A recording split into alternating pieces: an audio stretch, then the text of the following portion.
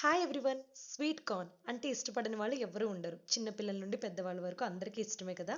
So ఈ sweet corn అయితే first నేను 6 కప్స్ అయితే నేను కుక్కర్లో వేసుకున్నాను. అలానే వాటర్ వేసి ఇంకా బాయిల్ చేసుకున్నాను. టేస్టీగా ఎలా చేసుకోవచ్చో చూపిస్తాను. చాలా మందికి తెలియదు కదా, వాళ్ళు చూస్తారని పెట్టాను ఈ వీడియో. నాకైతే చాలా ఇష్టం అండి స్వీట్ కార్న్ అంటే.